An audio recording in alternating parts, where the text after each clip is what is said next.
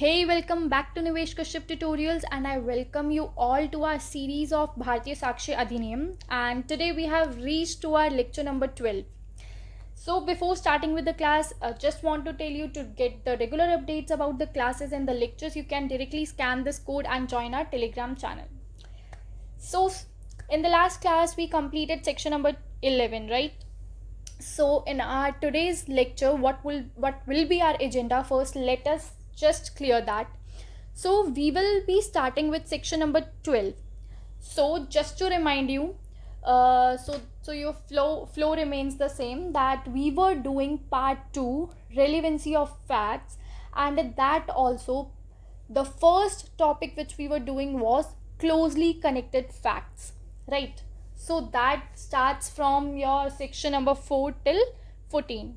So till 11 we have already covered. So most probably the first part of your relevant facts, that is closely connected facts, would be done by today, all right, in this lecture itself. So then we can start with the second one in the next one. So starting with section number 12. So section 12 deals with the state of mind, right? So first I should just open the Bear Act in front of you. So please open your section number 12, right? So we were studying relevancy, about the relevancy of facts. So the marginal note says facts showing existence of state of mind, body or bodily feeling. So in this section we are going to talk about three things, that is state of mind, body and bodily feeling. Okay. So first just read the Bear Act, right? Just this paragraph, and then I'll take you to board.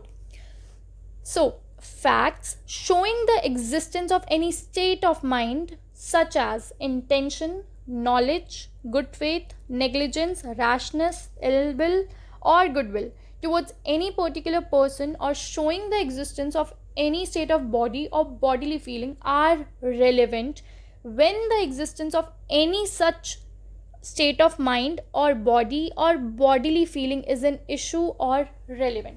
सो अभी के लिए in the first read आपको इतना clear हुआ होगा कि what we are going to study in this section is कि जब भी सवाल उठेगा, जब भी फैक्ट एंड इशू या कोई रिलेवेंट फैक्ट आएगा हमारे केस के अंदर रिगार्डिंग व्हाट, किसी की स्टेट ऑफ माइंड के ऊपर अगर क्वेश्चन उठेगा, स्टेट ऑफ बॉडी के ऊपर या स्टेट ऑफ बॉडीली फीलिंग, ये अभी हम पढ़ेंगे. बट अभी के लिए एक जस्ट ले लो कि अगर किसी भी केस में, चाहे सिविल हो चाहे क्रिमिनल, अगर स्टेट ऑफ माइंड, बॉडी या बॉडीली फीलिंग के बारे में क्वेश्चन वुड अराइज, तो in that case all these facts related to state of mind, body और बॉडीली फीलिंग, कि what was his state of mind when he was committing the offence या when he was transacting, तो उस time पे उसका क्या state of mind था या स्टेट ऑफ बॉडी या बॉडीली फीलिंग थी, तो वो सभी फैक्ट्स रेलिवेंट हो जाएंगे.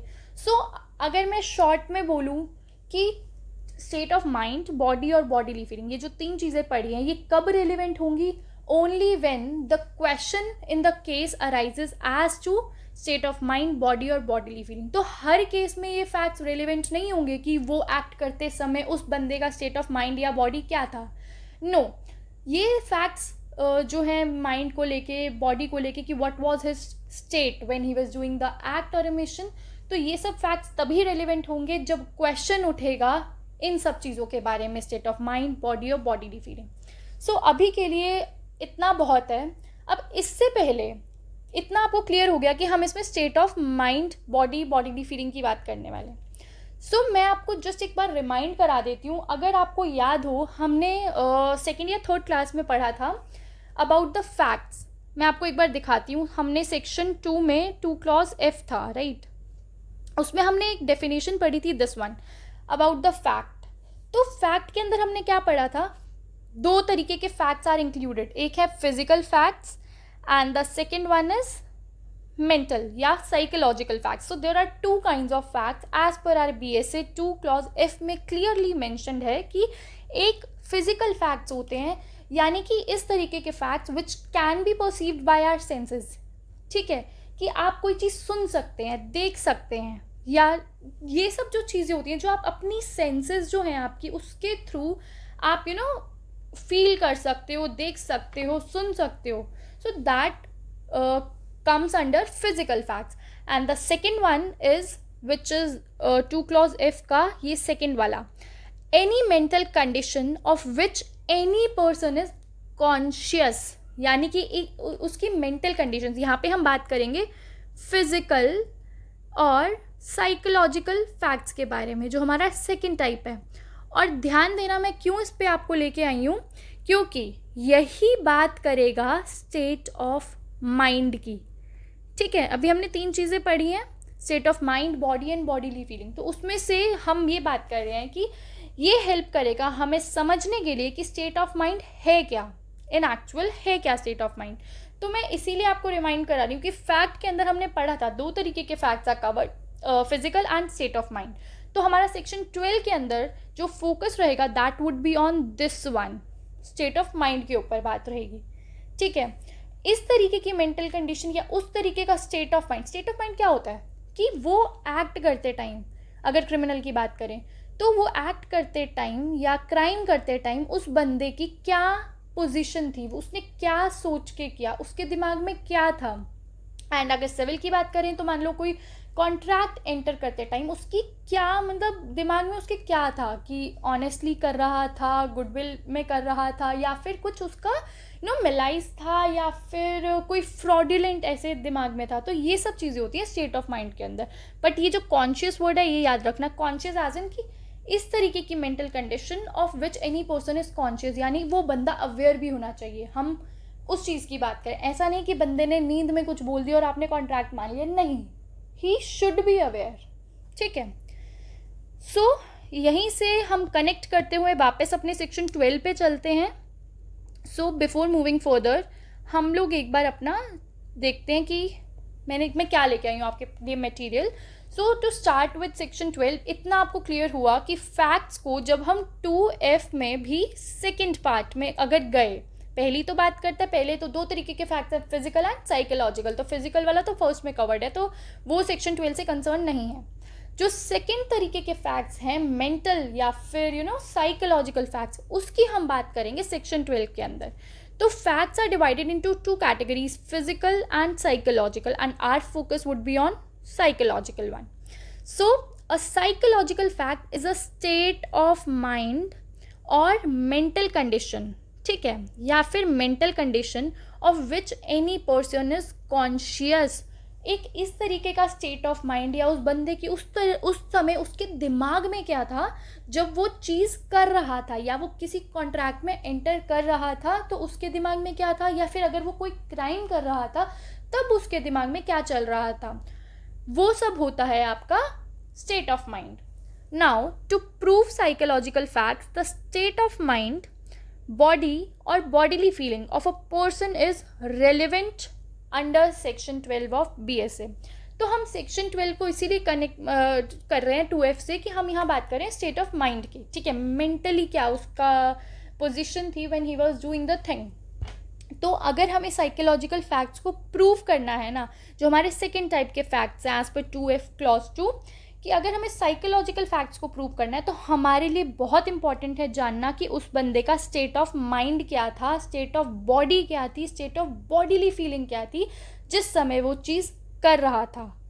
ठीक है, तो अगर मैं एक बार इसके एसेंशियल्स पे चलूँ, ठीक है, मुझे लगता है एसेंशियल्स पे जाने से पहले मैं आपको इतना क्लियर करूँ कि स्टेट ऑफ माइंड क्या होता है, बॉडी क्या होती है एंड बॉडीली फीलिंग क्या होती है.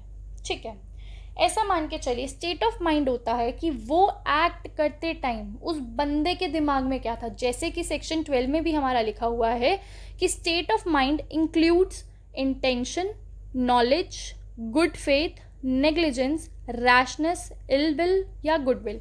तो ये सभी एग्जाम्पल्स हैं हमारे स्टेट ऑफ माइंड के, कि उस समय उस एक्ट को करते समय उस बंदे का के दिमाग में क्या ऐसा इंटेंट था, क्या वो अवेयर था चीज़ों को लेके, या उसने ऐसी रैशनेस में कर दिया, उसका कोई इंटेंट नहीं था, उसने इलविल में कर दिया, या अच्छे से किया, गुड फेथ में अपनी ड्यूटी करते हुए किया है, या किस तरीके से किया है. ये सब आता है स्टेट ऑफ माइंड के अंदर. एक एक करके सब समझाऊंगी मैं, तो एक एक करके ही चलते हैं. पहले हम समझते हैं स्टेट ऑफ माइंड क्या है. देखो, अभी हम जब इसके एसेंशियल्स भी पढ़ेंगे तब भी आपको समझ आएगा कि हमारा सेक्शन 12 बात करता है facts showing the existence of any state of mind, body और बॉडीली फीलिंग। ठीक है, सबसे पहले these are relevant when the existence of any such of body, mind या bodily feeling is an issue और रेलिवेंट। ये मैं आपको पहले ही क्लियर कर चुकी हूँ कि ये जो 3 चीज़ों की हम बात कर रहे हैं कि these will be relevant fact under हमारे सेक्शन 12, तो क्यों होंगे? व्हेन, ये सब रेलिवेंट कब होंगे? जब फैक्ट एंड इशू या रेलिवेंट फैक्ट जो है वो कनेक्टेड होगा इन तीनों चीज़ों से। ठीक है, कि हम state of mind, state of body या बॉडीली फीलिंग के चलते ये सब जो फैक्ट्स हैं ये कब रेलिवेंट कर रहे हैं? जब क्वेश्चन उठेगा इन चीज़ों के बारे में, जब कोई क्वेश्चन उठेगा स्टेट के बारे में, स्टेट ऑफ माइंड, बॉडी के बारे में, तभी ये सब फैक्ट्स रेलिवेंट होंगे। तो एक लिमिट कर दिया गया है स्कोप कि ये सब फैक्ट्स सिर्फ तभी ज़रूरी होंगे जब इन पे बात उठेगी। इतना क्लियर है? अब मैं एक एक करके बताती हूँ स्टेट ऑफ माइंड, बॉडी और बॉडीली फीलिंग क्या है। सबसे पहले हम स्टेट ऑफ माइंड की तरफ चलते हैं कि हमें ये तो बेयर एक्ट में भी लिख दिया गया है कि state of mind includes what? Intention, knowledge, good faith, negligence, rashness, ill will और गुडविल। पहली बात तो इसको इतना डिटेल में करने की ज़रूरत नहीं है, बट क्योंकि हम पढ़ रहे हैं तो एक बार हम आइडिया ज़रूर ले लेते हैं। देखो, इंटेंशन तो पता है आपको कि उस बंदे का गिल्टी माइंड कह सकते हो, आपकी गिल्टी माइंड। हम पढ़ते हैं इसको बीएनएस में पढ़ते हैं, राइट, कि 2 चीज़ें चाहिए होती है एक ऑफेंस को कंप्लीट करने के लिए या पनिश करने के लिए। 2 चीज़ें क्या? Actus reus and mens rea. तो ये जो इंटेंशन है ये वही बात है, मेंस रिया, यानी कि गिल्टी माइंड, कि जब वो बंदा क्राइम कमिट कर रहा था तो उस टाइम पे उसका जो मेंटल स्टेट थी, उसकी जो स्टेट ऑफ माइंड था, इट वाज इंटेंशनल, कि उसने जानबूझ के सब कुछ पता होते उसको पता था कि अगर वो इस बंदे को मारेगा तो उसका मर्डर होगा and murder is a crime. उसको ये चीज़ पता थी and still he did that, तो it was intentional.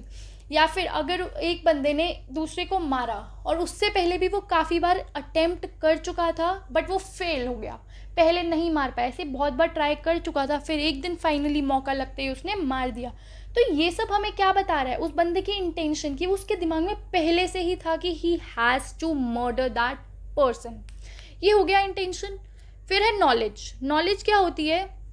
It is the state of being aware. ये बात करता है अवेयर, कि बेशक से आपके दिमाग में इंटेंशन की तरह आपके दिमाग में क्लियर नहीं था कि आपको मारना ही है, बट कहीं ना कहीं आपको उस चीज़ की नॉलेज थी, आपको कहीं ना कहीं अवेयरनेस थी कि अगर मैं ऐसा करूँगा तो मुझे सज़ा मिल सकती है। इसका बहुत अच्छा एग्जाम्पल मुझे हमेशा एक ही लगता है कि मान के चलो आप एक पब्लिक पार्क में हो और आप जाते हो और पब्लिक पार्क में आपने देखा कि झाड़ियों के वहाँ आपने देखा कोई है नहीं, ठीक है, आप वहाँ पे क्या करते हो? शूट करते हो, ठीक है, आप शूट करते हो शौक में कि चलो करते हैं। पब्लिक पार्क में गए, वहाँ पे देखा झाड़ियाँ हैं, वहाँ पे आपने शूट किया।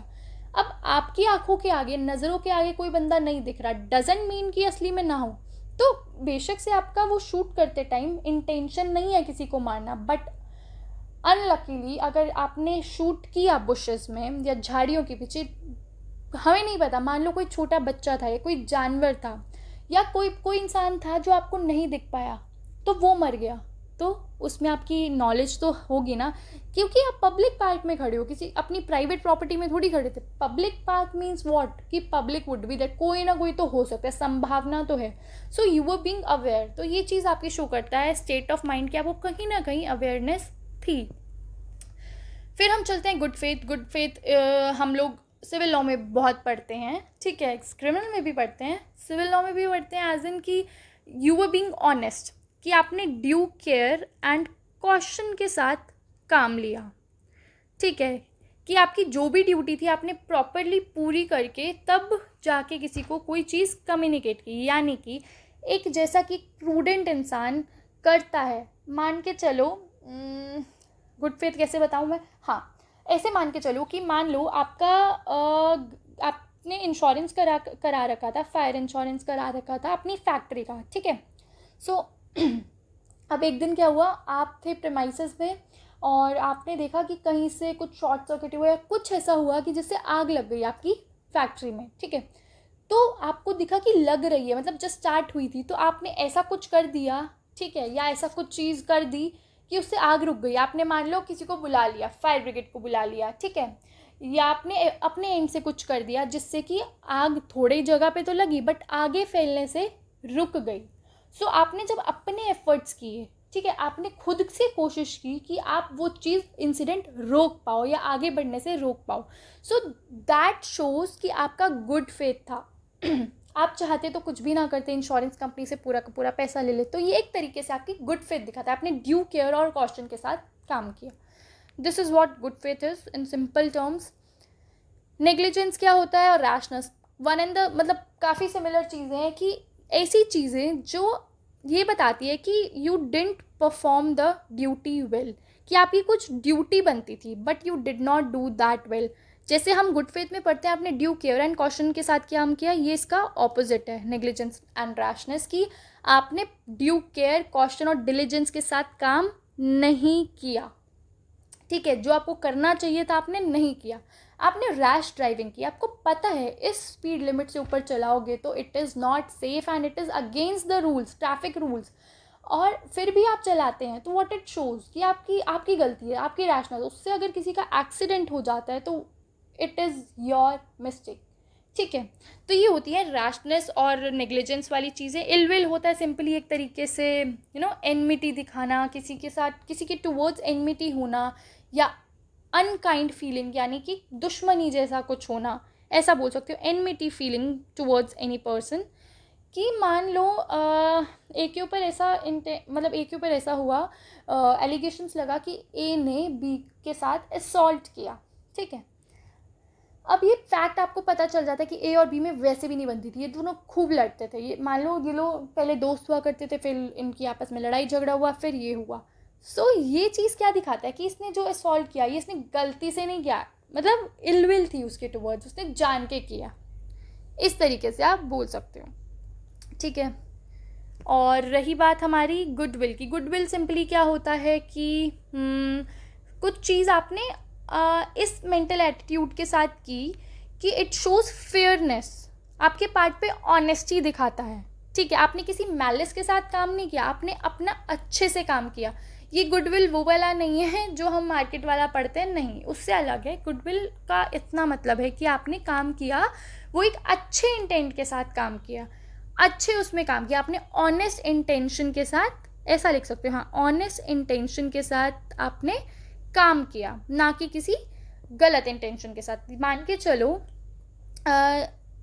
ऐसा माना, हाँ, डेफेमेशन का केस लेके चलो, ठीक है, मान लो ए ने बी को स्यू किया कि भाई इसने मेरे खिलाफ ऐसे ऐसे न्यूज़पेपर में कुछ गलत पब्लिकेशंस लिखती हैं और जिससे कि मेरा डेफेमेशन हुआ और मुझे इतने इतने पैसा चाहिए।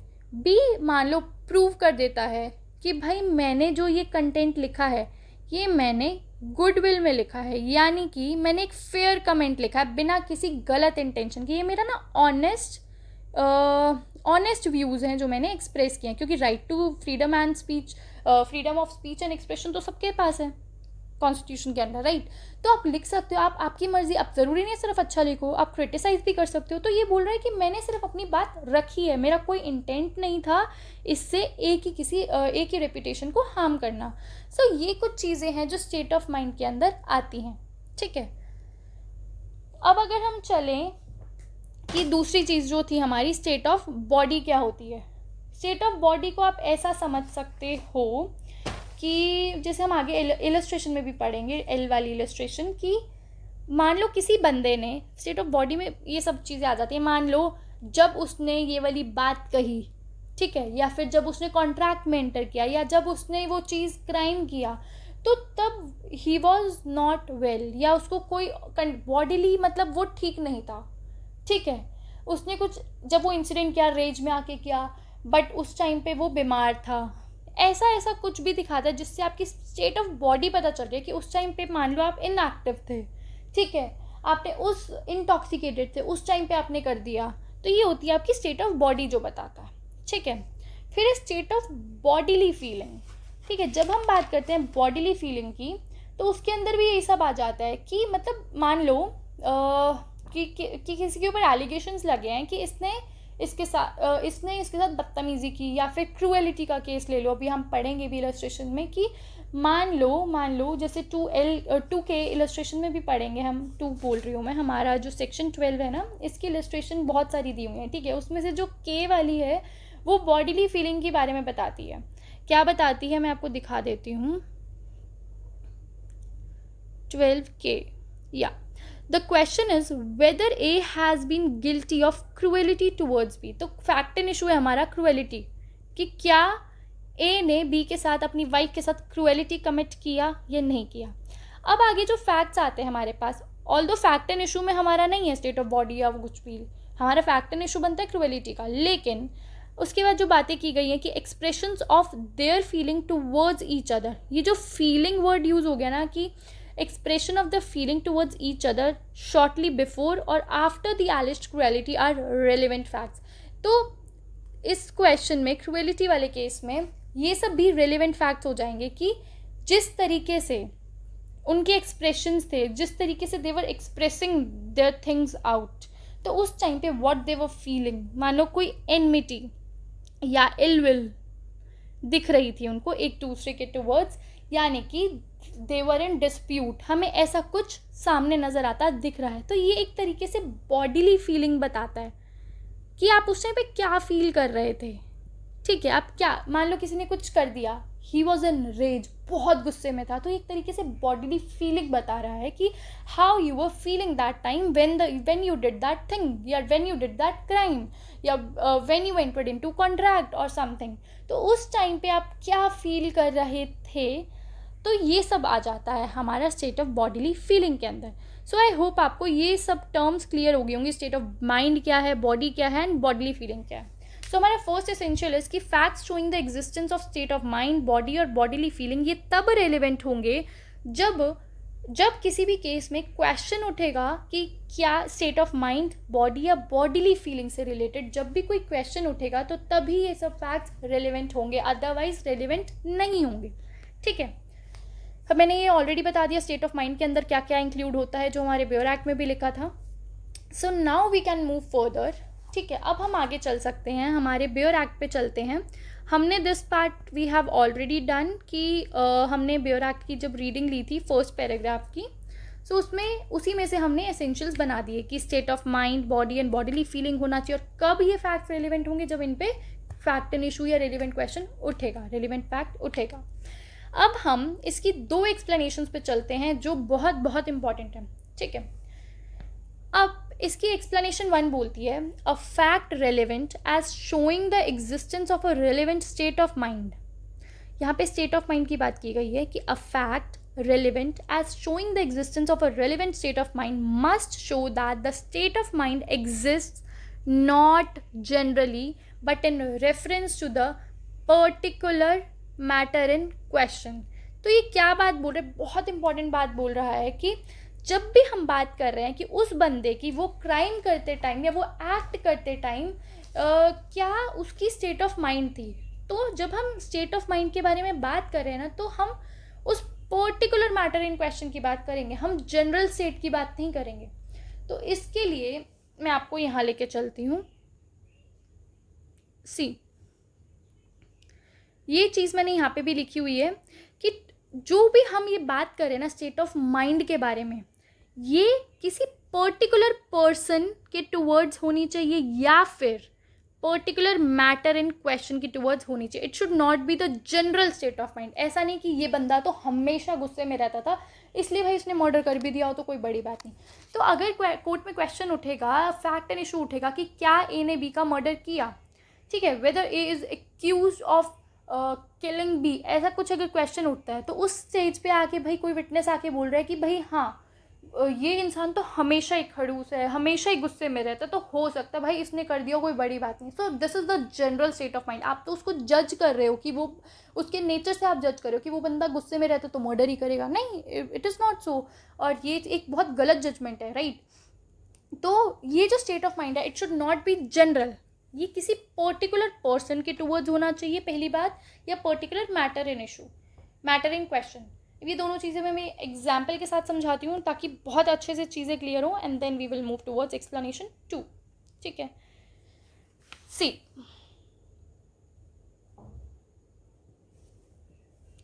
एक एग्जाम्पल लेते हैं हम लोग।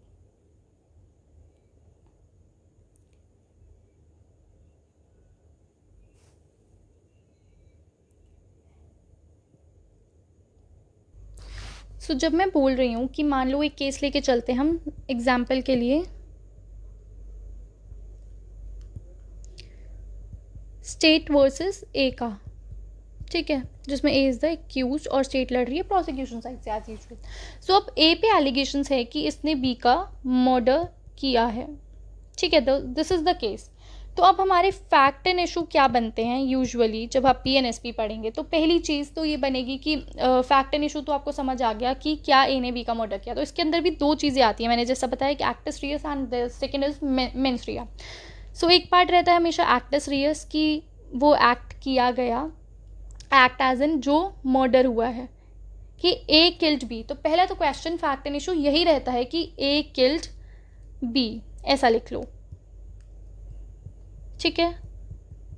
दूसरा फैक्ट एंड इशू आता है मेंस रिया को लेके कि जब वो उसने एक्ट किया, जब ए ने बी का मर्डर किया, तो विद इंटेंशन ऑफ किलिंग किया कि नहीं किया, उसकी इंटेंशन को लेके जब क्वेश्चन उठता है तो उसी को हम बोलते हैं कि हम बात कर रहे हैं उसकी स्टेट ऑफ माइंड की, ठीक है।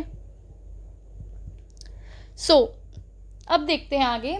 अब हम क्योंकि सेक्शन 12 पढ़ रहे हैं तो इससे कनेक्ट करके ऐसा बोलो कि अब मान लो ऐसा कोई फैक्ट आ जाता है हमारे आगे, अब क्योंकि फैक्ट एंड इशू बन गया स्टेट ऑफ माइंड को लेके, तो स्टेट ऑफ माइंड से रिलेटेड जो भी फैक्ट्स होंगे they all will be relevant fact under section 12। जैसे कि मान लो ऐसा कुछ सामने आता है कि भाई पहले ना क्या किया, ए ने गन लोड की, ए लोडेड गन, ठीक है, बुलेट्स के साथ, a loaded gun with bullets, फिर उसने ही pointed it towards B and then उसने शूट कर दिया, ठीक है, पुल द ट्रिगर और भाई मार दिया। जब हम ये सब फैक्ट्स की बात कर रहे हैं जो हमारे सामने कि पहले उसने गन लोड की, फिर प्रॉपरली पॉइंट की बी के टूवर्ड्स, फिर शूट किया, तो इससे हमें it establishes the intent to kill. तो यहाँ से हमें उसकी स्टेट ऑफ माइंड का पता चल रहा है कि he was already aware what he is doing, और हमें उस फिर स्टेट ऑफ माइंड के बारे में जो ये बात पता चली कि उसका इंटेंट था करते समय, तो that becomes a relevant fact under section 12। जब हम पढ़ रहे हैं यहाँ पे सेकेंड चीज़ जो मैंने बताया कि it must be towards a particular person और पर्टिकुलर मैटर एन इशू, तो जब मैंने बोला कि ए ने पॉइंट की टुवर्ड्स बी, बी कौन है, एक्यूज्ड, ठीक है। यहाँ से हमारा ये सेकेंड क्राइटेरिया पूरा हो जाता है, पर्टिकुलर पर्सन वाला, ठीक है। ये क्यों रेलिवेंट बना यहाँ पे, क्योंकि हम बोल रहे हैं कि जो उसका स्टेट ऑफ माइंड है it must be towards a particular person, क्योंकि जब हमारा क्वेश्चन उठा है, जब फैक्ट एंड इशू में है कि क्या ए ने बी को मारा, तो भाई बी के रिगार्डिंग की तो बात होनी चाहिए ना। अब अगर आप ऐसा बोलो कि नहीं, कल मैंने देखा था इसको या 2-3 दिन पहले सुना था कि ए ने ना सी के टुवर्ड्स भी गन पॉइंट की थी, वो सी को भी मारने की कोशिश की थी, तो दैट इज़ नॉट रेलिवेंट। वही हम बात पढ़ रहे हैं एक्सप्लेनेशन 1 में कि जो ये स्टेट ऑफ माइंड है it should not be general, हम लोग स्पेसिफिक चीज़ों की बात करेंगे। ऐसा नहीं कि आपका ट्रायल किसी और के लिए, मान लो आपका मर्डर का केस चल रहा है बी के अगेंस्ट, बट कोई बंदा आके बोले कि इसने तो एक्स का भी मर्डर किया था तो ये इसका भी कर सकता है। No, that is not the thing which we are discussing. General नहीं होना चाहिए that state of mind, it must be towards that particular person. अब क्योंकि यहाँ पे सीधा बता दिया गया कि भाई उसने बी को ही टारगेट किया एंड फिर शूट किया और ट्रिगर दबाया और वो बंदा मर गया, so that's why it becomes relevant fact, ठीक है, otherwise it would be irrelevant. अब अगर मैं यहाँ पे दूसरी टर्म की बात करूँ जो एक्चुअली में हमारे एक्सप्लेनेशन 1 में लिखा हुआ है, पर्टिकुलर पर्सन वाली बात तो ऊपर ही हो गई थी, ठीक है। एक्सप्लेनेशन 1 में लिखा हुआ है कि जो स्टेट ऑफ माइंड है it should not be general but in reference to particular matter in question. तो ये जो पर्टिकुलर मैटर इन क्वेश्चन है ना, इसके रिगार्डिंग ऐसे बताती हूँ कि मान के चलो कि एक दिन ए बैठा था, ए और बी दोस्त हैं, ए ने ऐसे ही बी को बोला कि यार मैं तंग आ गया हूँ जॉब कर कर के या काम कर कर के, भाई पैसे ही नहीं आते, ये है वो है, मेहनत भी करता हूँ पैसे नहीं मिलते, मैं सोचता हूँ मुझे ना चोरी शुरू कर देनी चाहिए, डाका डाल देना चाहिए। मान लो मैं डाका डाल देता हूँ, एक ही बार में मैं सारी कमाई कर लूँगा, मुझे कुछ कमाने की ज़रूरत नहीं। मतलब मजाक में बंदा कुछ भी बोल देता है। अब ए ने बी को एक दिन ऐसा बोला, ठीक है। तो अब ये फैक्ट आप ला नहीं सकते, ये स्टेट ऑफ माइंड जो है ना, इट इज़ जनरल, ये इररेलेवेंट है, दैट इज़ इररेलेवेंट, सुनी ही नहीं जाएगी भाई, ये तो फालतू की बात है, बहुत जनरल स्टेटमेंट है। कि मान लो कोई बोल रहा है कि भाई मैं बहुत गरीब हूँ, मुझे लगता है कि मुझे ये चीज़ चुरा लेनी चाहिए, मुझे इसका ये पैसा ले लेना चाहिए, कुछ कर लेना चाहिए, मुझे उसकी प्रॉपर्टी हड़प लेनी चाहिए। भाई तुम जब तक ये बातें जनरली बोल रहे हो ना, तब तक it makes no sense, it is not relevant. But the moment it becomes regarding a particular matter in issue, तब ये रेलिवेंट हो जाएगा। इसके लिए एक एग्जाम्पल देती हूँ मैं आप लोगों को। हम जब इसकी बात करते हैं तो हमें ना इलस्ट्रेशन ई और आई बहुत हेल्प करते हैं समझने के लिए। इलस्ट्रेशन ई एंड आई छोटा सा है ना, पहले आई देख लेते हैं। A is charged with shooting at B with intent to kill him. In order to show A's intent, the fact of A's having previously shot at B may be proved. ये बात वही होगी कि जनरल पर्सन के towards होना चाहिए target, कि अगर A को ट्राई किया जा रहा है for the murder of B, तो अगर आप ऐसा कोई फैक्ट दिखाते हो कि भाई उसने पहले भी उसी व्यक्ति को मारने की कोशिश की है B को, तो वो रेलिवेंट होगा। आप किसी और बंदे का बताओ, या ये तो मारता रहता है सबको, that is not relevant. But क्योंकि ये उसी बंदे के बारे में बात है, टुवर्ड्स पर्टिकुलर पर्सन वाली कंडीशन पूरी हो रही है, तो इसलिए ये रेलिवेंट हो गया। ये तो हमारा हो गया सेक्शन 12 का जो जनरल चीज़ है। अब एक्सप्लेनेशन 1 समझने के लिए हम एक बार आई वाला देख लेते हैं, ई वाला इलस्ट्रेशन। ई इलस्ट्रेशन क्या बोलती है, ध्यान से पढ़ना एक बार प्लीज़। ये बोलता है कि A is accused of defaming B. A के ऊपर एलिगेशन है कि उसने डेफामेशन किया है, रेपुटेशन को हार्म करने की कोशिश की है बी की, by publishing an imputation intended to harm the reputation of B. The fact of previous publications by A respecting B showing ill will on the part of A towards B is relevant as proving A's intention to harm B's reputation by the particular publication in question.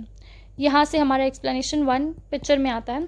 The facts that there was no previous quarrel between A and B and that A repeated the matter complained of as he heard it are relevant as showing that he did not intend to harm the reputation of B. अब यहाँ पे simple सी बहुत बड़ी बात है, लिखा हुआ है द बॉटम लाइनर्स की क्वेश्चन उठा कि क्या ए ने डेफेमेशन किया, ठीक है। तो अब क्या होता है ना कि पहले भी यहाँ तो ए को एक्यूज़ किया जाता है कि उसने बी को डिफेम करने की कोशिश की है, ठीक है, एक पब्लिकेशन के टुवर्ड्स, कि भाई उसने ये चीज़ पब्लिश की, इससे मेरी रेपुटेशन हार्म होगी। मान लो न्यूज़पेपर में उसने भाई छपवा दिया उसके बारे में कुछ गलत कल कि भाई इसने तो पैसा लेके भागा हुआ है, किसी का पैसा लिए, ऐसा कुछ लिख दिया जिसकी वजह से बी का डेफेमेशन हो गया, ठीक है, मान के चलो। अब क्या होता है कि पुराने पब्लिकेशंस दिखा देता है, ठीक है, ए पब्लिकेशंस दिखा देता है कि भाई मेरे पार्ट पे कोई इलविल नहीं था, ठीक है, वो पर्टिकुलर मैटर इन क्वेश्चन जो उठा है ना पब्लिकेशंस का, हम दोनों के बीच में कोई क्वेरल, हमारे बीच में कोई लड़ाई झगड़ा नहीं था, ठीक है। तो ये सब जो फैक्ट्स हैं या पहले की जो पब्लिकेशंस दिखा रहा है, ये सब ये भी रेलिवेंट फैक्ट हो जाएगी 12 के अंदर, क्योंकि ये कोशिश कर रहा है ये क्लियर करने की कि जो पर्टिकुलर मैटर इन क्वेश्चन जो उठा है ना डेफेमेशन के रिगार्डिंग जो पब्लिकेशन के ऊपर, तो दैट इज़ नॉट, मतलब वो शो कर रहा है कि इट वॉज नॉट इंटेंशनल, ठीक है। तो ये बात हो गई हमारी particular matter in question and particular person की, कि अगर ये बात किसी और की कर लेता कि मैं तो पब्लिश करता हूँ, मैं कभी ऐसा नहीं लिखता, नहीं, वो पहले बताएगा कि मैंने पहले भी बी के अगेंस्ट या बी के बारे में और भी पहले पब्लिकेशंस की हैं और भी चीज़ें लिखी हैं, जिससे ये पता चलता है कि मेरा ऐसा कोई इंटेंट नहीं था और ना हमारे बीच में कोई लड़ाई झगड़ा था। It was a personal opinion, या फिर ये तो मेरा एक पर्सनल थॉट था, it was not intended to harm somebody. तो ये सब बात आ जाती है हमारी एक्सप्लेनेशन 1 की, ठीक है। अब हम एक्सप्लेनेशन 2 के टुवर्ड्स चलते हैं, जो ये बोलता है कि but where upon the trial of a person accused of an offence the previous commission by the accused of an offence is irrelevant within the meaning of this section, then the previous conviction shall also be a relevant fact. अब ये क्या बात बोल रहा है, ये सिर्फ इतनी बात बोल रहा है कि पहली चीज़ जो ये एक्सप्लेनेशन 2 है ना, ये पहली चीज़ क्या बोलता है, देखो जनरल रूल इज़, जो हमारा जनरल रूल है कि वो तो देखो यही बोलता है कि जनरली प्रीवियसली कोई बंदा कन्विक्टेड है, पहले उसको सज़ा मिली है या नहीं मिली, उससे फ़र्क नहीं पड़ता. So previous conviction is not relevant fact. This is our general rule. But ये जो हमारी एक्सप्लेनेशन 2 है ना, इसमें ये बात लिखी गई है, एक तरीके से एक एक्सेप्शन दिया हुआ है इसमें. ऐसा बोल सकते हो कि क्या, कि अगर कोई ऐसा केस है जिसमें प्रीवियस कमीशन, किसी पर्टिकुलर ऑफेंस को लेके previous commission is a relevant fact, then automatically अगर वो बंदा उसी ऑफेंस के लिए पहले कन्विक्ट हो चुका है, that also becomes relevant fact under हमारे सेक्शन 12 एक्सप्लेनेशन 2 के एम्बिट के अंदर. क्या बोल रही हूँ मैं? देखो, अगर क्वेश्चन उठता है कि मान लो स्टेट वर्सेस, इसके लिए मैं आपको रुको एक एग्जांपल यहाँ पे इलस्ट्रेशन पे दिखाती हूँ ताकि और अच्छे से समझ आए. हम इसको समझने के लिए हम इलस्ट्रेशन पढ़ते हैं. इलस्ट्रेशन बी, ये है एक्सप्लेनेशन 2 से रिलेटेड. देखो, यहाँ पे क्वेश्चन उठा, फैक्ट एंड इशू उठा कि A is accused of fraudulently delivering to another person a counterfeit currency which at the time he delivered it he knew to be counterfeit.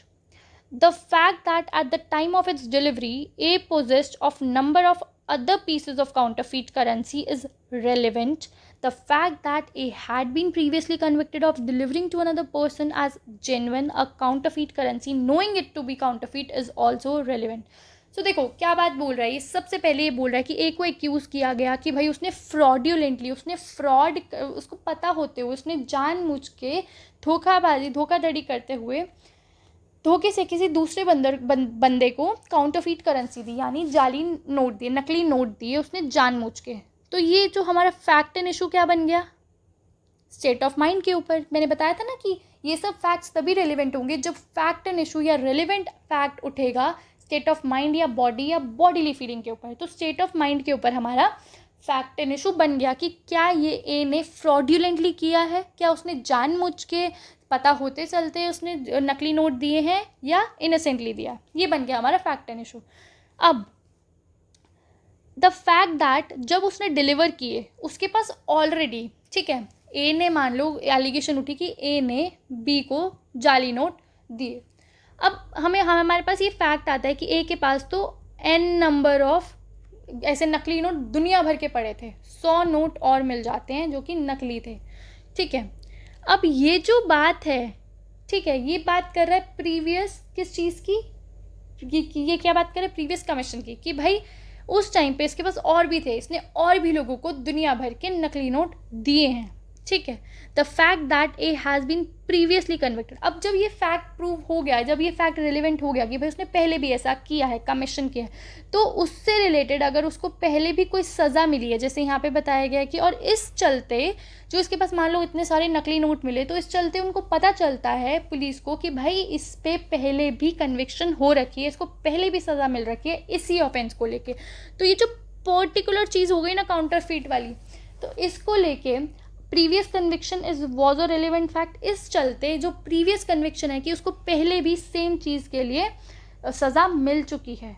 ठीक है, अब मान लो बेशक और कोई चीज़ नहीं है, बट पता चल जाता है कोर्ट को कि भाई इसको पहले भी सज़ा मिली है इसी ऑफेंस के लिए, और अब इसके पास दोबारा वो नकली नोट मिले गए हैं, फेक करेंसी मिली गई है.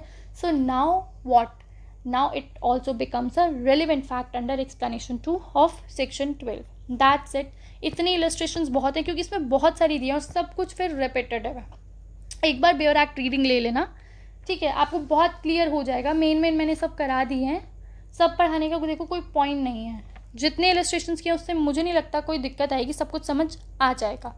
ठीक है, पी भी देख लो. चलो, A is tried for a crime. A को ट्राई किया गया एक क्राइम के लिए. The fact that he said something indicating an intention to commit that particular crime is relevant. The fact that he said something indicating a general disposition to commit the crimes is irrelevant. वही बात, explanation हमारी 1 वाली बात की, जो statement दी गई है it should be relation to the particular crime. मान लो अगर थेफ्ट की बात है तो उसकी रिगार्डिंग बात करो. आप जनरली नहीं बोल सकते कि भाई ये तो जनरली वैसे भी है ना, इसका हाथ साफ नहीं है तो ऐसे ही चलते फिरते कुछ उठा लेता है तो इसने तो चोरी की होगी. No, that is not relevant इस पॉइंट पे. तो सेक्शन 12 के अंदर यही चीज़ रेलिवेंट होगी जो उस पर्टिकुलर क्राइम के ऊपर, उस पर्टिकुलर इंसिडेंट या पर्टिकुलर मैटर इन इशू के टूवर्ड्स डील करती होगी. So this was all about हमारा सेक्शन 12. आई होप आपको चीज़ें क्लियर हुई होंगी. ठीक है, अब हम मेरे हिसाब से आगे बढ़ सकते हैं. सेक्शन 12 में टाइम लगता है क्योंकि इसमें बहुत सारी छोटी छोटी चीज़ें होती हैं जो पढ़नी होती हैं. इसकी 2 एक्सप्लेनेशंस, फिर ये सब state of mind, bodily feeling, so तब जाके ये कॉन्सेप्ट पूरा होता है. अब हम ये मैंने ऑलरेडी करा दिया एक्सप्लेनेशन 2. अब हम चल सकते हैं अपने सेक्शन 13 के टुवर्ड्स. सो पहले ही क्लियर कर देती हूँ, जो सेक्शन 13 एंड 14 हम पढ़ने वाले हैं लास्ट के, ये बहुत छोटे छोटे सेक्शंस हैं. हमारा मेन सेक्शन था 12. अब अगर 12 समझ आ गया तो 13 भी ऑटोमेटिकली आ जाएगा, because 13 is connected with section 12. हम ऐसा बोल सकते हैं section 13 is subject to section 12. उसी से लिंक्ड है, उसी से कनेक्टेड है, उसी के सब्जेक्ट में पढ़ना है, यानी कि सेक्शन 12 बाउंड होगा. 13 उसका एक बोल सकते हो सबसेट. 13 ना पार्ट है सेक्शन 12 का. अगर सेक्शन 12 ये है, सो सेक्शन 13 इज दिस. ठीक है, section 13 is the part of 12, दोनों कनेक्टेड है. सो हम बिना टाइम वेस्ट किए सेक्शन 13 शुरू कर देते हैं. ठीक है, पहले बेयर एक्ट से पढ़ते हैं एज यूजुअल. 13 क्या बात करता है? Facts bearing on question whether the act was accidental और इंटेंशनल. किस चीज़ की बात कर रहा है? स्टेट ऑफ माइंड की. पहली चीज़ जो हमने 12 में पढ़ चुके हैं. सो एक्सीडेंट, इंटेंशन, ये सब भी तो स्टेट ऑफ माइंड की बात है, राइट? 13 पढ़ो. When there is a question whether an act was accidental or intentional, या फिर it was done with a particular knowledge or intention. जब इस तरीके के क्वेश्चंस आएंगे किसी केस में कि क्या एक जो एक्ट किया गया या जो कुछ चीज़ की गई वो एक्सीडेंटल थी, बाय एक्सीडेंट हुई है, या सोच समझ के गिल्टी इंटेंट के साथ हुई है, या फिर किसी पर्टिकुलर नॉलेज के साथ हुई है, या इंटेंशन के साथ हुई है. तो जब इन सब चीज़ों के ऊपर क्वेश्चंस अराइज होंगे, then the fact that such act form the part of a series of similar occurrences in which each of which the person doing the act was concerned is relevant, मतलब that is also relevant. तो बात ये आती है कि जब भी question उठेगा कि क्या कोई एक्ट एक्सीडेंटली किया गया, इंटेंशनली किया गया, या पर्टिकुलर नॉलेज इंटेंट के साथ किया गया, तो तब उससे connected part of a series of similar occurrences में, यानी कि उस जैसे और भी जो भी सिमिलर इंसिडेंट हुए होंगे और जिसमें कि same person is involve, similar person, similar occurrences and similar person involve होगा अगर उन सब सिमिलर इंसिडेंसेस में, तो क्या होगा? वो भी एक रिलेवेंट फैक्ट बन जाएगा. इसको हम यहाँ से समझते हैं. देखो, सेक्शन 13 बात करता है सिंपली. सबसे पहले तो सेक्शन 13 आपको समझ आ गया, इट इज सब्जेक्ट टू हमारे सेक्शन नंबर 12. इतनी चीज़ क्लियर है आप लोगों को? क्योंकि इसमें भी हम स्टेट ऑफ माइंड की ही बात करें अगर ध्यान से पढ़ें तो ये बोलता है कि सो फार जब क्वेश्चन उठता है इंटेंट को लेके, एक्सीडेंट को लेके, या फिर पर्टिकुलर नॉलेज को लेके या इंटेंट को लेके, सो जब इस तरीके के स्टेट ऑफ माइंड, बेसिकली मैं बोलना चाह रही हूँ, जब इस तरीके के state of mind are in question, तब क्या होगा? Then section 13 comes into picture, या तब सेक्शन 13 अप्लाई होता है. जब भी सवाल उठेंगे कि क्या कोई चीज़ इंटेंशन के साथ की गई, एक्सीडेंटली की गई, या फिर पर्टिकुलर इंटेंट या नॉलेज थी उस बंदे की, तो इस तरीके के जब भी स्टेट ऑफ माइंड की बात होगी तो तभी सेक्शन 13 कम्स इनटू पिक्चर. ठीक है, अब आगे चलो. अब हम बोल रहे हैं कि जब भी इस तरीके के क्वेश्चन उठेंगे तो हमें 2 चीज़ें क्या देखनी है कि क्या, एक तो कि उससे रिलेटेड सिमिलर जो भी इंसिडेंट्स हुए होंगे, ये लेमैन टर्म्स में लिख रही हूँ, कि उससे रिलेटेड जो भी सिमिलर इंसिडेंट्स हुए होंगे इन विच सिमिलर पर्सन वॉज इन्वॉल्व्ड, तो वो सभी भी रिलेवेंट फैक्ट हो जाएगा हमारे सेक्शन 13 के अंडर. सो ये तो हो गई बातें जो ऑलरेडी लिखी हुई हैं, टर्म्स की बातें। अगर हमें एक्चुअली में समझना है तो उसके लिए मैं आपको एक एग्जांपल देती हूँ जो आपको इलस्ट्रेशन में भी मिल जाएगा। पहले यहाँ पे समझ लो, ठीक है, फिर आपको और अच्छे से क्लियर हो जाएंगी चीज़ें। देखो, एक आपकी इलस्ट्रेशन भी आएगी, उसमें एग्जाम्पल ऐसा लेके चलो। मान लो ये है एक बंदे का घर, ठीक है। See, this is the house of, हम मान के चलते हैं कोई भी पार्टी ए का घर है ये,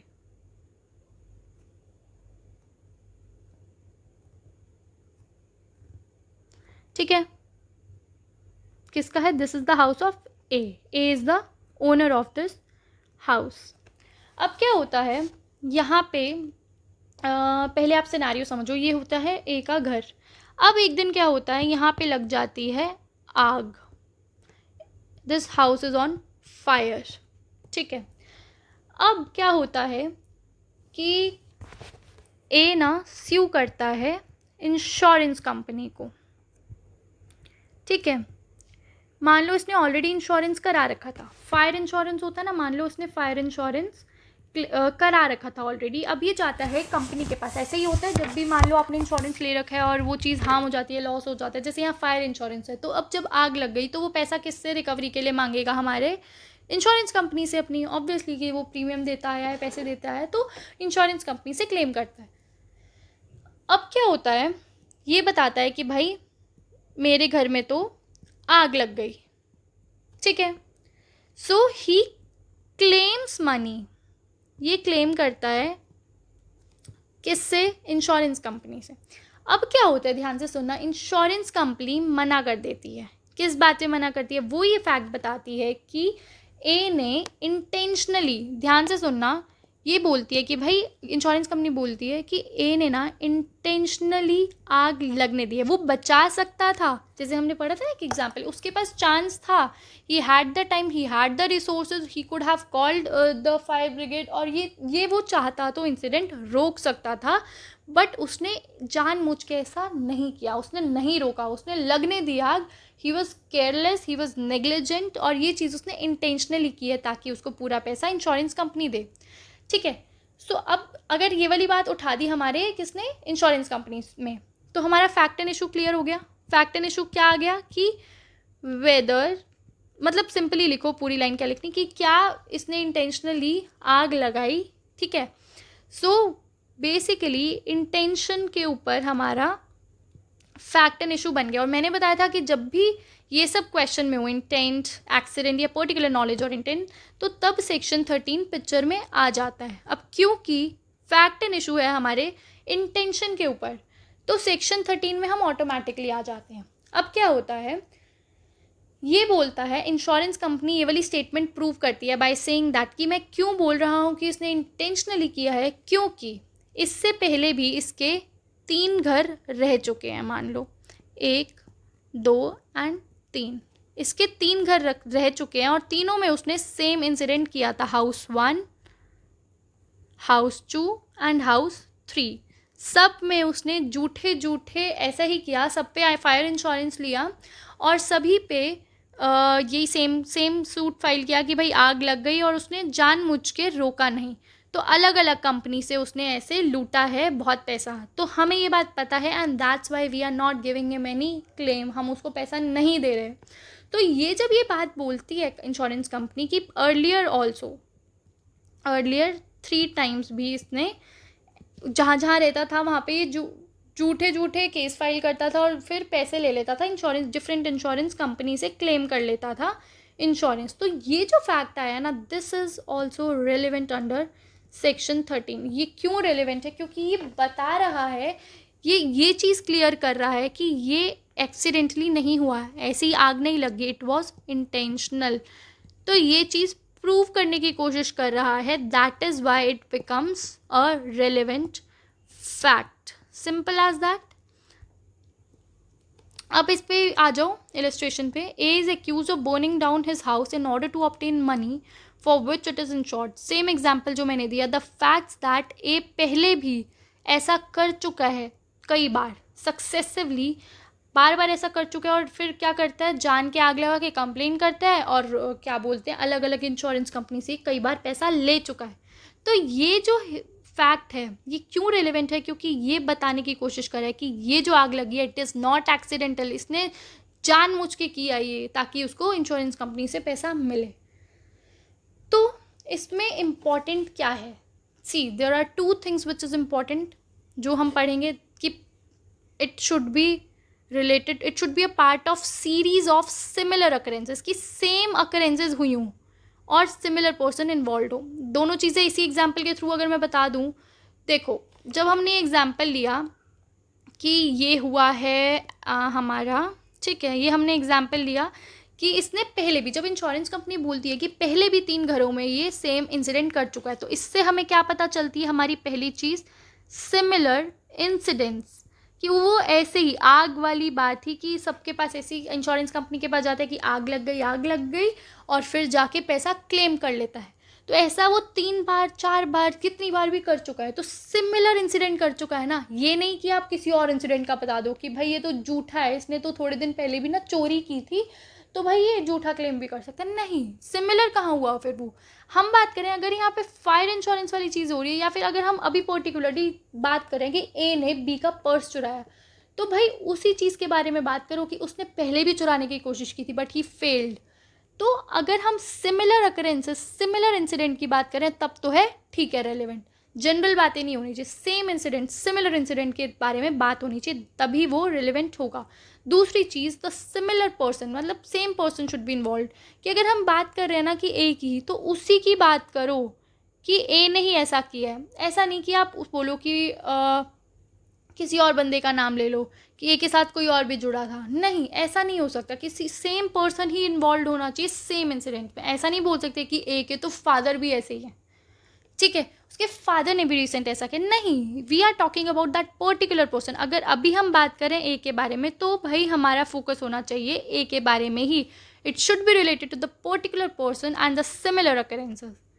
क्लियर, आई होप चीज़ें समझ आ रही हैं आपको, ठीक है, ऊपर से नहीं जा रहा। एक और इलस्ट्रेशन देख लेते हैं, बी वाली देख लो चलो, क्योंकि सी भी ईजी है, ठीक है। बी देखो, A is employed to receive money from the debtors of B.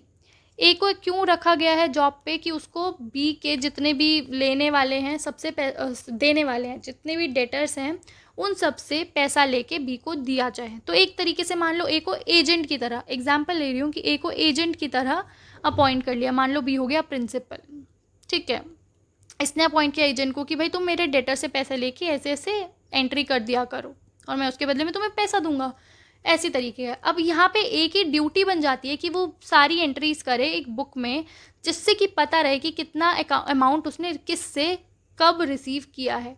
तो अब क्या करता है, वो एंट्री करता है और एक पर्टिकुलर ओकेजन पे उसने क्या किया, लेस अमाउंट रिकॉर्ड कर दी। उसने मान लो 1 लाख रिसीव किया, लेकिन उसने अकाउंट्स में सिर्फ 50,000 ही दिखाए, ये था एक्चुअल, बट उसने अकाउंट्स में कितने दिखाए, सिर्फ 50,000, ठीक है।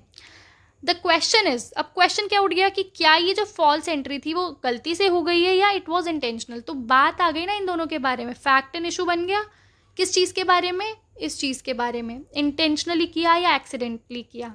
तो जब ये फैक्ट एंड इशू उठ गया, तो अब जो बाकी के फैक्ट्स हैं कि जो और भी एंट्रीज की गई थी ना उस पेज पे, मान लो 10 एंट्रीज थी, उसने 4-5 और जगह पे सेम इंसिडेंट कर रखा है कि the fact that other entries made by A in the same book are false and that the false entry is in each case in favour of A are relevant. अब इसी चीज़ में क्या होता है, जब हमें पता चला कि भाई एक्चुअली में तो उसने 1 लाख रिसीव किए थे, सी पेमेंट दे के गया 1 लाख की, बट इसने सिर्फ 50,000 रिकॉर्ड की एंट्री की उसकी, बाकी 50 की देयर इज़ नो एंट्री, मतलब खा गया वो। तो अब जब ये क्वेश्चन उठेगा कि क्या it was a genuine mistake या वो इंटेंशनली किया गया, तो अब क्या होता है, अब देखा जाता है आसपास की और एंट्रीज, तो देख के ये पता चलता है कि इसने कई जगह और गड़बड़ कर रखी है, काफ़ी जगह गड़बड़ कर रखी है, और जो भी गड़बड़ की है ना वो हमेशा इस तरीके से हुई है कि सब ए के ही फेवर में जा रही हो। ऐसा नहीं कि कई जगह उसने अमाउंट ज़्यादा शो कर दी हो। गलती हो रही है तो ज़्यादा भी तो कर सकते हो, बट गलती क्या सिर्फ ऐसी ही होगी कि आप मान लो 10 लाख दिखा रहा है तो आप एंट्री में सिर्फ 8 लाख ही दिखा रहे हो। ठीक है। तो इसने ऐसी सारी चीज़ें की जो दिखाई दे रहा है कि ए के फेवर में, यानी ए ने फ़ायदा उठाया और अपने फेवर में चीज़ें की और ऐसी गलत गलत एंट्रियाँ की और बहुत सारे पैसे खा गया। तो ये सब रेलिवेंट क्यों हो गया? क्योंकि उसकी इंटेंशन दिखा रहा है कि ये बता रहा है कि it was not accidental, it was intentional. ठीक है। So this is about section 13। और एक बार स्लाइड देख लेते हैं हम अपनी। सेक्शन 13 क्या बात करता है? Question arising as to whether a particular act was accidental, intentional या फिर it was done with a particular knowledge और इंटेंशन। जब इस तरीके के क्वेश्चन सामने आएंगे तो कौन कौन से फैक्ट्स रेलिवेंट हो जाते हैं? पहली चीज़ कि सिमिलर अकरेंस के बारे में हम पढ़ चुके हैं ऑलरेडी कि सिमिलर अकरेंसेस से रिलेटेड, सिमिलर इंसिडेंट्स को लेके ही फैक्ट्स आने चाहिए, तभी रेलिवेंट होंगे। और सेम बंदा इन्वॉल्व होना चाहिए, similar occurrences and same person should be involve, तभी उसको रेलिवेंट फैक्ट कहोगे अपने सेक्शन 13 के अंडर। ठीक है। This was about section 13। अब लास्ट हम आ जाते हैं अपने सेक्शन 14 पे, विच इज़ वेरी शॉर्ट और इतना आपके ना एग्जाम पॉइंट ऑफ व्यू से भी इंपॉर्टेंट रहता नहीं है, बट फिर भी this is our last section of closely connected facts का। तो हम एक बार रीडिंग ले लेते हैं और एक आधा एग्जाम्पल दे दूँगी। ठीक है। तो इसमें ज़्यादा कुछ है नहीं, hardly will take 5 minutes and then we will wind up the lecture आज का हमारा। सेक्शन 14 किस चीज़ की बात करता है? पहले एक बार हम पढ़ लेते हैं सेक्शन 14 बात करता है existence of course of business when relevant. जब क्वेश्चन उठेगा कोर्स ऑफ बिजनेस के लिए तब क्या होगा? सेक्शन 14 बोलता है when there is a question whether a particular act was done. जब भी कोई क्वेश्चन उठता है कि क्या एक पर्टिकुलर एक्ट किया गया या नहीं, तो उस समय पे the existence of any course of business according to which it naturally would have been done is a relevant fact। तो इसमें दो ही चीज़ें हैं, ये कोर्स ऑफ बिजनेस वाली है, naturally। जब भी क्वेश्चन उठेगा कि क्या ये चीज़ की गई, कोई भी एक्ट है कि क्या ये चीज़ की गई, तो कौन से दो फैक्ट्स रेलिवेंट हो जाएंगे, कौन सी चीज़ें रेलिवेंट हो जाएंगी? पहली चीज़ कि उसका course of business. Course of business क्या होता है? कि किस तरीके से किया गया, the way of doing that thing, किस तरीके से, किस मैनर में किया गया, वो चीज़ रेलिवेंट हो जाएगी। And according to which it naturally would have been done, कि वो एक्ट या वो चीज़ जिसके ऊपर क्वेश्चन उठाए कि वो नेचुरली किस तरीके से की जाती है, तो ये सभी फैक्ट्स भी ऑटोमेटिकली रेलिवेंट हो जाएंगे। इसके लिए मैं आपको एग्जांपल देती हूँ, ऐसे चीज़ें समझ नहीं आती है, ये बहुत ईजी, बट लैंग्वेज थोड़ी टेक्निकल हो जाती है कई बार, सो वी फेस प्रॉब्लम। अब देखो सेक्शन 14 को समझाने के लिए मैं क्वेश्चन मान लो उठा, जैसे इसमें लिखा हुआ है कि जब क्वेश्चन उठेगा कि क्या कोई पर्टिकुलर एक्ट किया गया या नहीं, तो हम वही चीज़ उठाते हैं कि यही क्वेश्चन है, यही फैक्ट एंड इशू है हमारा, मान के चलो केस में, कि whether a particular act was done और नॉट। ये है हमारा फैक्ट एंड इशू। ठीक है, this is our fact and issue. अब क्या होता है कि अब क्योंकि हम बात करें पर्टिकुलर एक्ट की, ठीक है, सो क्या होगा, अब सेक्शन 14 पिक्चर में आ गया, इतना तो आपको समझ आ रहा होगा ना कि जब क्वेश्चन उठेगा ना कि क्या कोई पर्टिकुलर चीज़ की गई या नहीं, then comes the section 14 into play.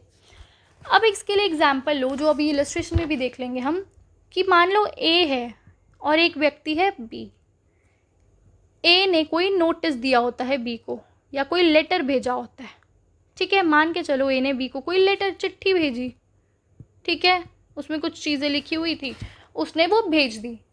तो ए बोलता है कि मैंने तो भेज दिया, सेंड टू बी। ये बोलता है कि भाई मैंने तो ये लेटर बी को दे दिया था, ठीक है। ये बोलता है कि I did not receive the letter. ये बोलता है कि मुझे तो वो लेटर कभी मिला ही नहीं। तो अब डिस्प्यूट आ गया, ये बोल रहा है मैंने भेज दिया, ये बोल रहा है नहीं रिसीव, तो डिस्प्यूट आ गया, तो क्वेश्चन बन गया। ये पहली चीज़ तो ये क्या है, ये है पर्टिकुलर एक्ट को लेके। पर्टिकुलर एक्ट क्या, कि क्या नोटिस भेजा गया या नहीं, ठीक है।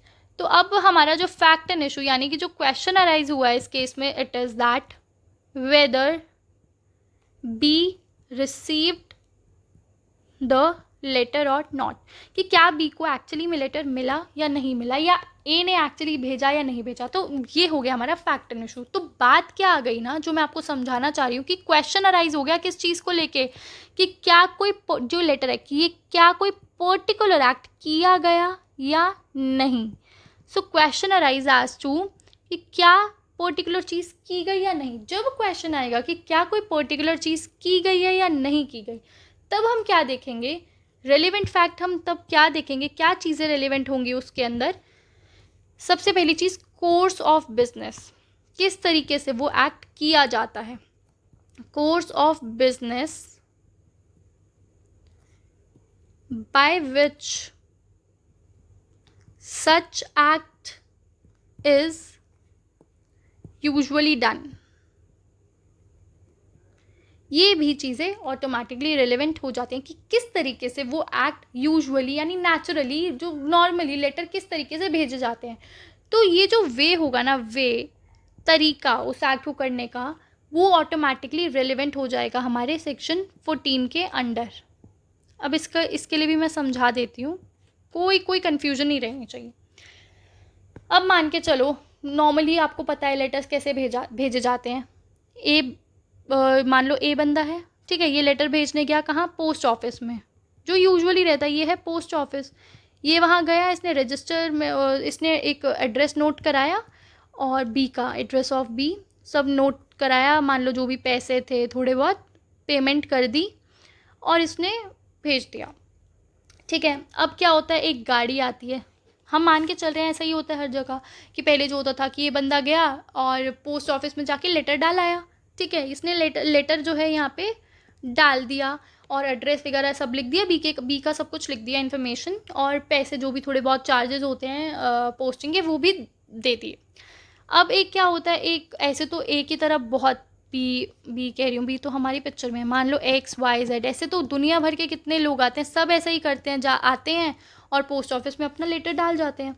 अब एक वैन आती है, वो क्या करती है, इन सबको मान लो हम एग्जाम्पल ले रहे हैं, वो आती है इन सबको कलेक्ट करती है, सारे लेटर्स को, प्लस क्या करती है, सब कलेक्ट करके फिर उसके बाद शिपमेंट कर देती है, यानी कि जिसका जो भी एड्रेस है उसके अकॉर्डिंग वो डिलीवरी के लिए भेज देती है। ठीक है, अपने अपने उनके एड्रेसेस पे। तो दिस इज़ द, मान लो कि नॉर्मल प्रोसीजर जो कि लेटर भेजने का रहता है।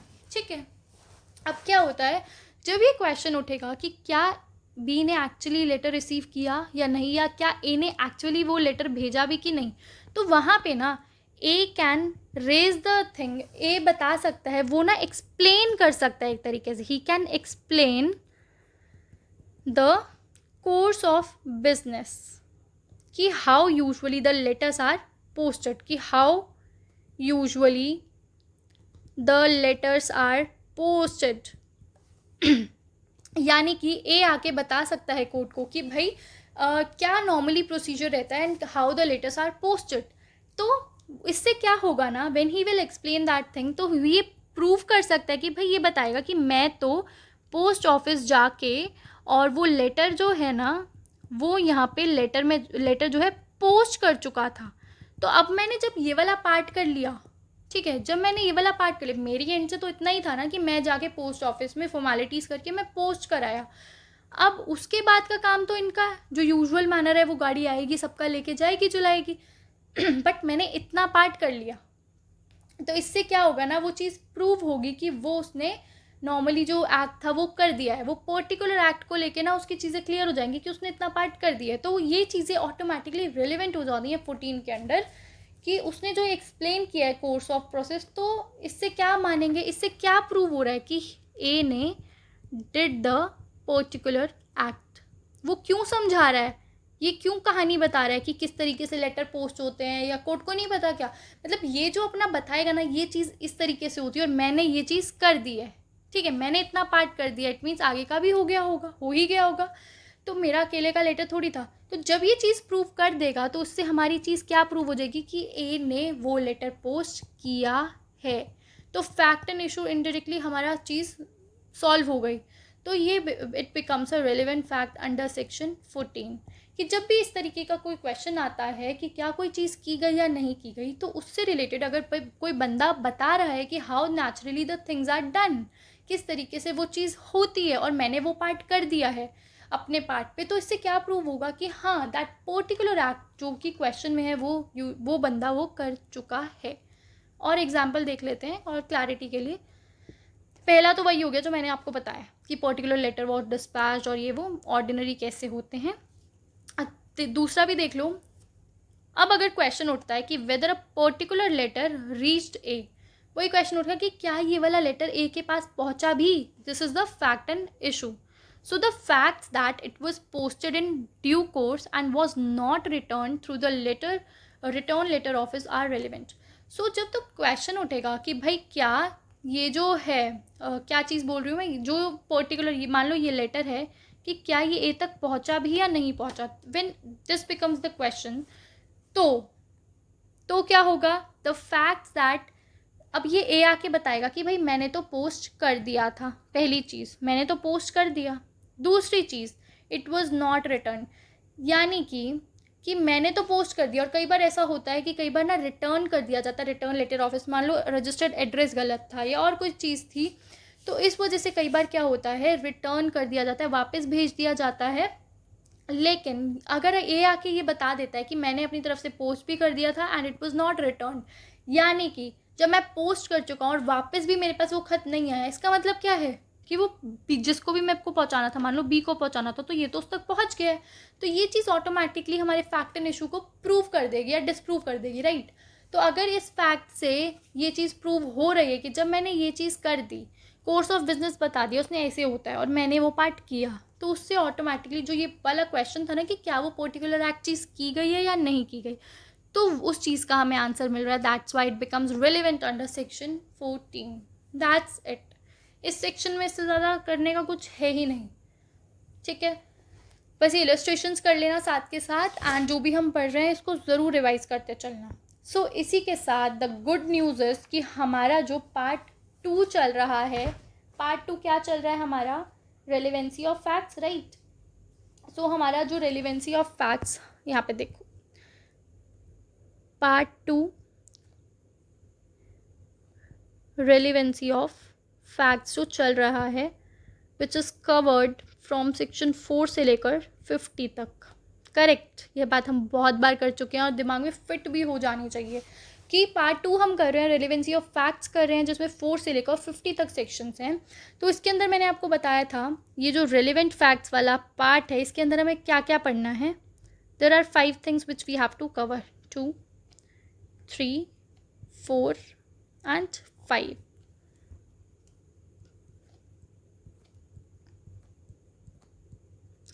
पहला हमें करना होता है closely connected facts, then comes the statements वाला part, judgements, opinion, and the last is character.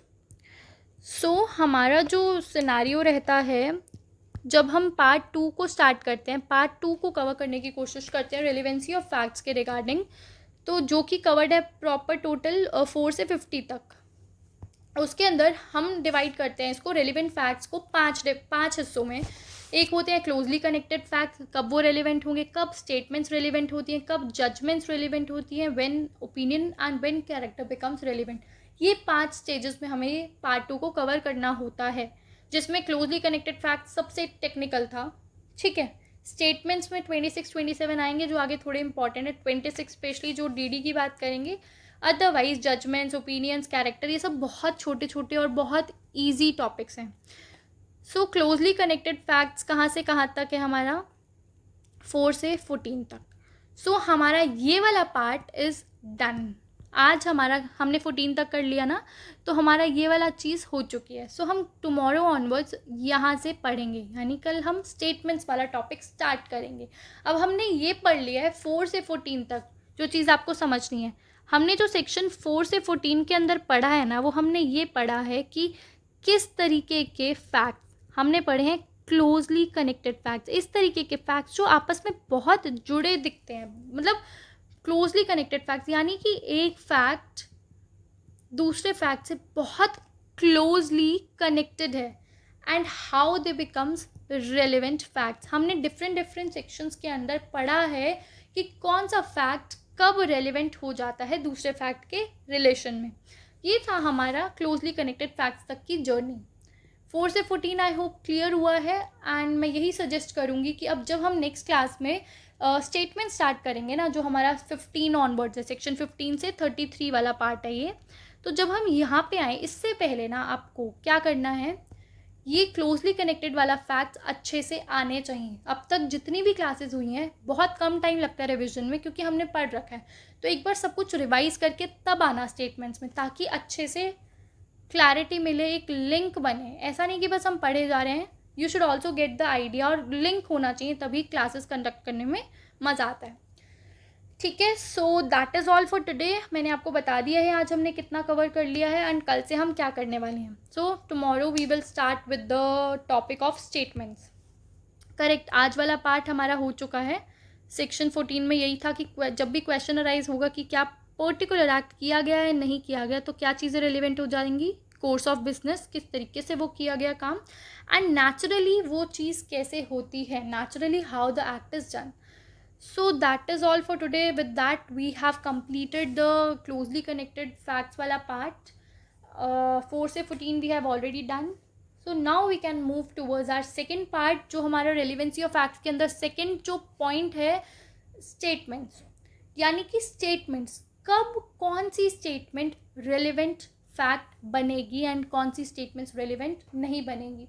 और इसी के अंदर हम admissions पढ़ेंगे, confession पढ़ेंगे, ठीक है, फिर हम डीडी का कॉन्सेप्ट पढ़ेंगे। सो स्टेटमेंट्स वाला टॉपिक बहुत इंटरेस्टिंग है, and it is also very very important for you, exam purpose के लिए भी बहुत ज़्यादा इंपॉर्टेंट है। और हम कल से ये स्टार्ट करेंगे और अच्छे से कवर अप करने की कोशिश करेंगे, और उसके बाद तो पार्ट बहुत हल्का हो जाता है, बहुत ईजी पार्ट स्टार्ट हो जाता है। यही वाली क्लासेस में जितने भी हमने सेक्शंस किए हैं ये थोड़े टेक्निकल थे, स्पेशली ये क्लोजली कनेक्टेड फैक्ट्स वाला पार्ट, और इसको बहुत अच्छे से रिवाइज करना, एंड कल से फिर हम लोग स्टेटमेंट का शुरू करते हैं। All right students, that is all for today, और अब हम कल मिलते हैं, and wish you all the best. बहुत अच्छे से पढ़ो, meet you all tomorrow. All right students, bye bye.